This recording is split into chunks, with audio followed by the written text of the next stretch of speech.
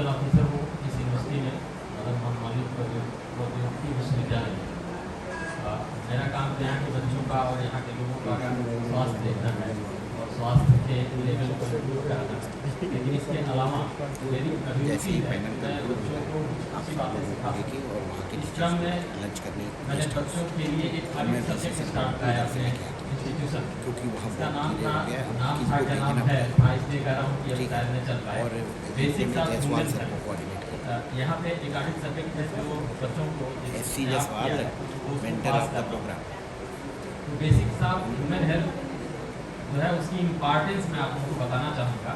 और मुझे ऐसा लगता है कि जो हमारा विजन है, जैसा मैंने सोच के इस कोर्स को इंट्रोड्यूस किया था, ये विजन अगर फॉलो किया जाए तो हम ज़्यादा बेहतर हेल्थ को अचीव कर पाएंगे एट 2047।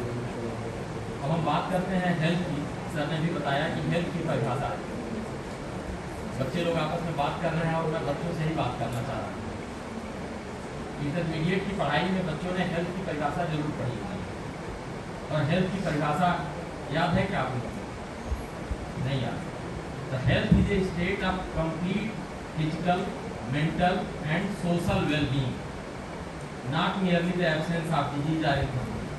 मतलब सर ने अभी बताया था कि हम बीमार नहीं हैं तो हम स्वस्थ हैं, ऐसा नहीं। हमें फिजिकली, मेंटली और सोशली हेल्दी होना है। हमारा जो भी इंफ्रास्ट्रक्चर है हमारे देश का या मोस्ट ऑफ द कंट्रीज का, ओवर वर्ल्ड का, वो फिजिकल हेल्थ को फोकस करता है। आप जब भी स्वास्थ्य की बात करते हैं तो हम लोग बेसिकली बात तो स्वास्थ्य बोलते हैं, स्वास्थ्य, लेकिन बात करते हैं बीमारी के अगेंस्ट, बीमारी से बचना है, बीमारी को ठीक करना है। लेकिन हम होलिस्टिक अप्रोच नहीं कर पाते हैं क्योंकि हम मेंटल हेल्थ और सोशल हेल्थ की बात कर ही नहीं पाते। वहाँ तक आते आते टाइम खत्म हो जाता है। इसलिए मैंने ये सोचा कि हम लोग मेंटल हेल्थ और सोशल हेल्थ की बात करें। इसके अलावा सर ने चर्चा की थी कि जो अन्य डायमेंशन है हेल्थ के, जिसमें हमारा इमोशनल और स्पिरिचुअल डायमेंशन है, उस पर बात करें, क्योंकि हेल्थ केवल बीमारी रहित होने से माना नहीं जाता। तो हमारा समाज या हमारा देश, हमारी पॉलिसी जब तक सोशल हेल्थ को इम्प्रूव करने की बात नहीं करेगी, इमोशनल हेल्थ को इम्प्रूव करने की बात नहीं करेगी, स्पिरिचुअल हेल्थ पे बात नहीं करेगी और मेंटल हेल्थ पे बात नहीं करेगी, तब तक काम नहीं करने वाला। अभी किसी ने कहा है कि स्वस्थ शरीर में स्वस्थ मस्तिष्क का वास होता है। नजदीक जाकर बना फिजिकल हेल्थ, मैं उल्टा चल रहा हूँ, मैं इमोशनल या स्पिरिचुअल हेल्थ की बात कर रहा हूँ। वास्तव में अगर ठीक ढंग से स्पिरिचुअल और इमोशनल हेल्थ को डिफाइन किया जाए तो हम अपने आप सोशली हेल्दी होने लगेंगे। अगर हमारा स्पिरिचुअल हेल्थ अच्छा है तो हमारा इमोशनल हेल्थ भी अच्छा होगा। इमोशनल इल हेल्थ का एक छोटा सा उदाहरण दे रहा हूँ जो अक्सर हमें देखने में आता है और मुझे इमोशनली अपसेट कर देता है कि जब भी हमारा कोई साथी हमारा साथ छोड़ के चला जाता है तो हम ये सोचते हैं कि आज कंडोलेंस होगा। ये हमारे इमोशनल हेल्थ का लेवल है। हमें कहाँ ये सोचना चाहिए कि हमें दुखी होना चाहिए कि हमारा साथी हमारा साथ छोड़ के चला गया, लेकिन हम थोड़े से खुश हो लेते हैं कि शायद कल मुझे छुट्टी मिल जाएगी। ये हमारा इमोशनल हेल्थ का लेवल है। और अगर हमारा ये इमोशनल हेल्थ है तो हमारा स्पिरिचुअल हेल्थ कैसा होगा? और अगर स्पिरिचुअल हेल्थ और इमोशनल हेल्थ इसी तरह का होगा तो हमारा सोशल हेल्थ कितना होगा? हम रात में घर में बैठे हैं, पड़ोसी के घर आवाज़ आ रही है कराने की, हम लाइट ऑफ कर दे रहे हैं कि लाइट जलेगी तो हमको कोई बुलाने आ जाएगा, शायद कोई समस्या है, तो हमारा सोशल हेल्थ कैसा होगा?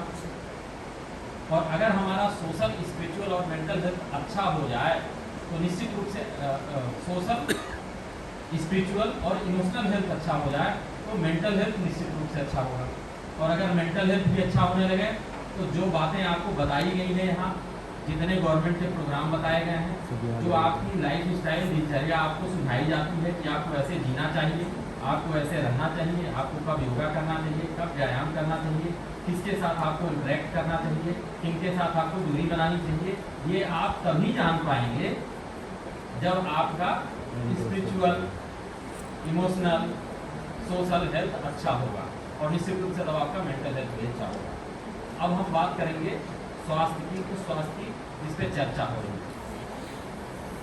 जिसने जीवन पाया है उसे एक दिन तो जीवन छोड़ के जाना है, ये तो सत्य है।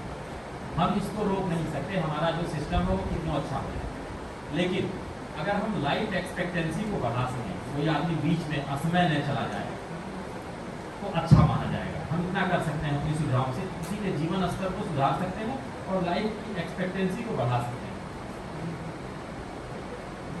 सर ने बताया इन्फेंट मॉर्टेलिटी और मैटरनल मॉर्टेलिटी रेट ये किसी भी कम्युनिटी के लिए पैरामीटर होता है, उस कम्युनिटी के लेवल को। लेकिन अगर हम कम्युनिटी की जो क्वालिटी ऑफ लाइफ है, क्वालिटी ऑफ लाइफ को जो हम एसेस करते हैं तो उसमें 2-3 चीज़ें आती हैं। उसमें एक तो इन्फेंट मॉर्टेलिटी रेट आता है, दूसरा आता है लाइफ एक्सपेक्टेंसी और तीसरा आता है लिटरेसी। उसमें प्रोडक्टिविटी कितना इकोनॉमिक्स है, जो क्या कहते हैं इकोनॉमिक्स के लोग की पर कैपिटा इनकम, जीएनपी और क्या क्या, ये क्वालिटी ऑफ लाइफ में कहीं भी पैरामीटर नहीं।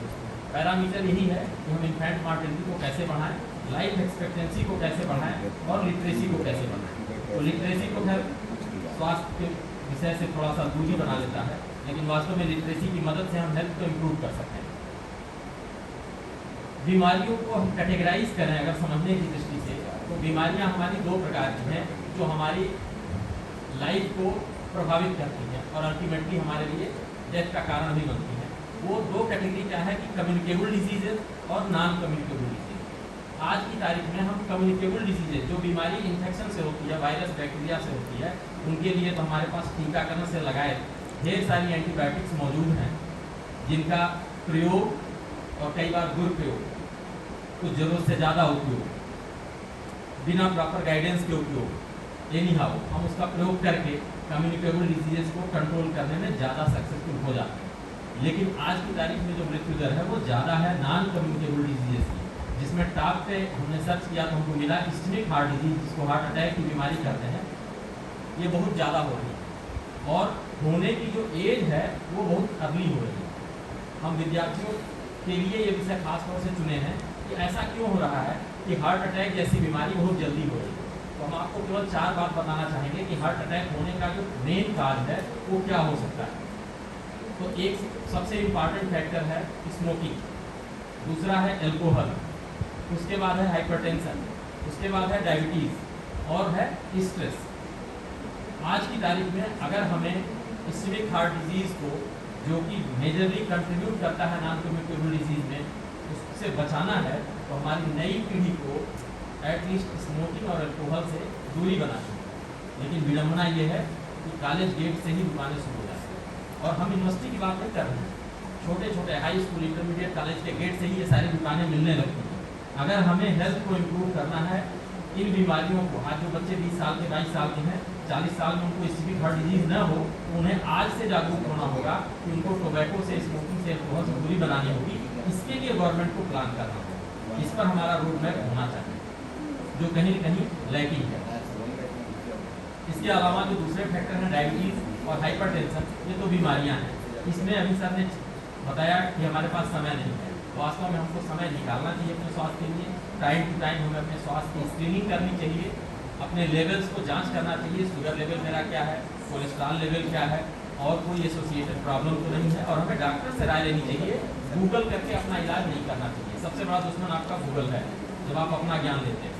और डॉक्टर गूगल वाले मरीजों से बड़ी दूरी बनाना चाहता है, क्योंकि वो दिमाग ज़्यादा खाता है, वो अपनी दिमाग लेके आता है, हमारा सुनना नहीं चाहता। तो हमेशा आपको अपनी स्क्रीनिंग करवानी चाहिए और अच्छे डॉक्टर से मिलकर अपना टाइम टू टाइम अपने आप को स्क्रीन करना चाहिए। इस तरह से आप डायबिटीज और हाइपरटेंशन से अपने और अपनी फैमिली को बचा सकते हैं। और लास्ट जो है स्ट्रेस, स्ट्रेस के लिए स्ट्रेस फ्री इन्वायरमेंट देने पर वर्किंग इन्वायरमेंट, वर्किंग प्लेसेस पर एक कल्चर डेवलप किया जाना चाहिए, जिसके लिए गवर्नमेंट की पॉलिसी होनी चाहिए। और हम समझ रहे हैं कि हमारा जो डॉक्टर है, जो सबको हेल्प दे रहा है, वो खुद ही स्ट्रेस में रहता है।